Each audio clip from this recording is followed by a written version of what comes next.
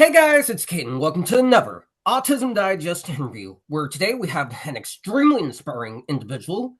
You might know him as the director of the Wally Jackson movie. He recently connected with me through a mutual friend of ours. He is Mr. Austin Wolff. Thanks for coming on, Austin. Hi, thanks for having me. All right, my first question for you is, for those that don't know you, do you mind telling a bit of your story in your own words? Yes, of course. I was diagnosed with Asperger's at the age of 8 and later re-diagnosed with autism at the age of 19. And I've been an actor since I was a kid, and it really helped me learn how to socialize with other people. When you get a script, usually the characters you play are not neurodiverse. And so you start to learn how non-neurodiverse people talk with each other. And eventually I sort of picked up on a few little tricks that people that don't have autism use to talk to each other. I was forced to look people in the eye when I was reading the scripts. Um, I was forced to, I guess, relate to the character, whether they're a good person or a bad person. You're an actor. You got to live in their skin. And so acting has been, I guess, very important for me. And I've been auditioning for over a decade. And one thing I noticed is there weren't that many characters that were neurodiverse. In fact, I never auditioned for even one character that had autism. And I wanted to write a story about a young man on the spectrum trying to look for love, just because I think people like us might have it just a little bit harder than people that aren't neurodiverse when it comes to looking for love. And so I sort of wrote the first draft about 7 years ago. I've been improving on it ever since, and I tried raising money for it for a few years. I wanted to play the lead though, and a few studios said, "Hey, we'll greenlight your movie, but you can't play the lead because you're not famous enough." And I made the tough decision to turn those offers down because, well, I wanted to make sure that it was played by someone on the spectrum. And so, um, after a few more years, I saved up some more money and I ended up putting my life savings into this movie. And yeah, we shot it, we got it made, and now we're close to finishing it. Hopefully, we'll be done by the end of the year. That sounds awesome, and I deeply respect that you stayed true to your values and didn't give in to what Hollywood wanted. We'll definitely touch on that later during the interview. My next question for you is, how do you think autism helps you when you're making a movie? That's a great question. I think, you know, when I was re-diagnosed with autism, I asked the therapist that was diagnosing me, and I said, "How can you tell? I'm looking you in the eye."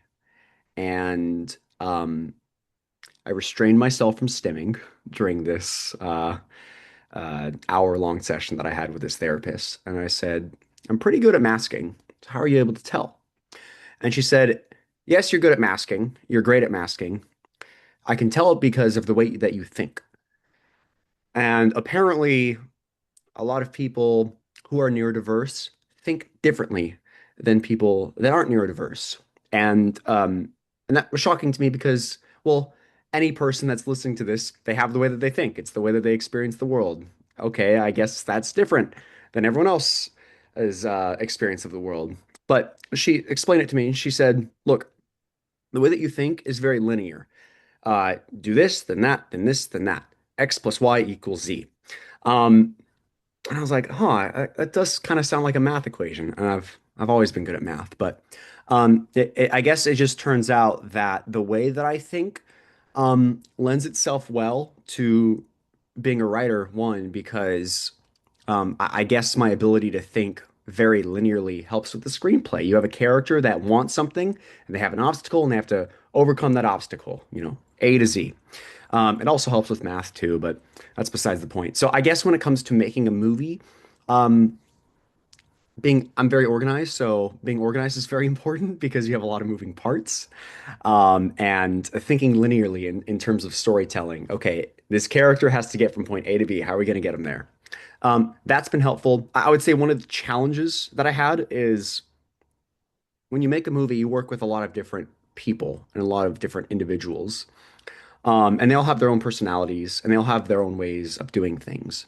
And so I think it was a challenge and something that I had to remain present with of, okay, this person communicates in this way. This person communicates that way. And multiply that by 14 and you have a lot of different personalities that you have to work with. So I think just being present with that and trying my best to be a good leader on the project. I wasn't perfect and I made mistakes, but always trying to be present and always trying to be a good leader. That was a big challenge and something that I probably grew on through this project, through that, I guess, adversity. So yeah, I would say the easiest part is um, thinking in terms of storytelling. The hardest part was trying to be a good leader. I think I wasn't perfect at it, but I did try my best. And you did a good job. I struggle with leadership skills myself, and not in the sense of accommodating different styles, but in the sense of me trying to hijack the project and not being open to people's ideas. I've grown out of that during my education and career, of course, and I learned that just because people have a different idea of X, Y, and Z, that doesn't mean they think you're stupid. They just have a different point of view. You is also. I'm definitely glad you grew in that aspect. My next question for you is what do you think Hollywood still gets wrong about autism, and how can filmmakers shift that? That's a great question. I think Hollywood in general has been improving. Um, I think that casting neurodiverse actors to play neurodiverse characters has been helpful in showing authentic experiences. I think one thing that can continue to be improved upon is having neurodiverse writers and neurodiverse directors and neurodiverse producers. And I'll give an example why. One of my favorite books of all time is this book called The Curious Incident of the Dog in the Nighttime. And the book is written from the perspective of someone with autism. And I really enjoyed the book. I felt seen by the book. When I was reading the thoughts of the characters, the way that the character thought was the way that I thought. And I really liked that. Then I went to go see a play version of the book. I know it toured on Broadway. This was an off-Broadway version of the play. And the lead actor was played by someone with autism. And so I got in my seat and I was ready to see a very authentic experience. The actor did a great job. However, um, there was something inauthentic about the way that the actor was directed. And most people that aren't in the industry might not be able to tell if a performance is inauthentic, whether it's because of the actor or the director. But I could tell because I've been around the game a little bit. I knew the actor was great. He was trying his best, but I think the direction he was given was not authentic. I come to find out the director's not neurodiverse.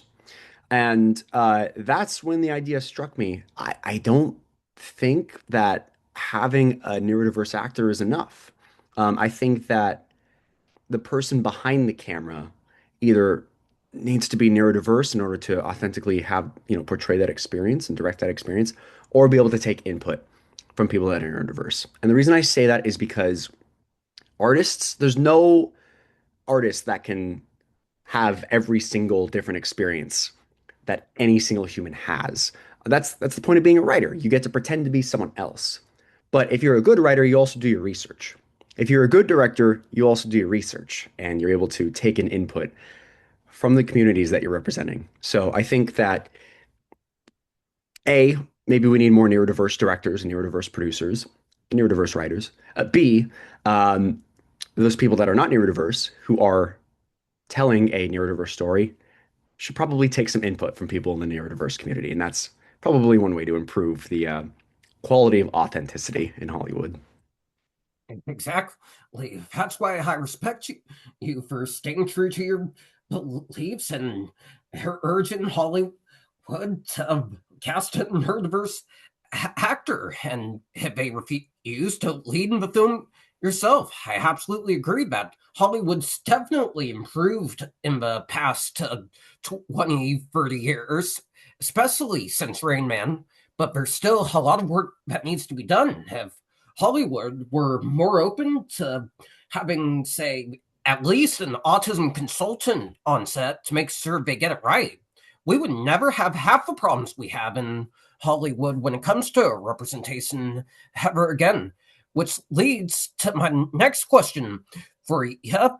During the process of creating Wally Jackson, have you collaborated with autistic consultants, artists, or community members during the filmmaking process? I think that me having autism myself, I didn't feel the need to reach out to anyone else just because I was trying to portray the experience that I had trying to find love. But one thing that was interesting is I don't know if it's me or the people that I surround myself with or just a consequence of Los Angeles. About, I would say, 90% or more of our crew was also neurodiverse.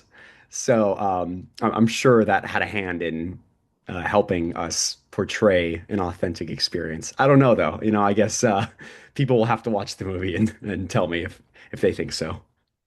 We'll definitely be on the lookout for it. My next question for you is what advice would you give to autistic filmmakers or aspiring storytellers entering the industry? That's a great question. Part of me doesn't feel qualified to give advice just because our movie isn't made yet, and it's been a tough time, and I'm certainly not a movie star yet. But um, if I were to give advice to my younger self, um, I would just tell him that no one's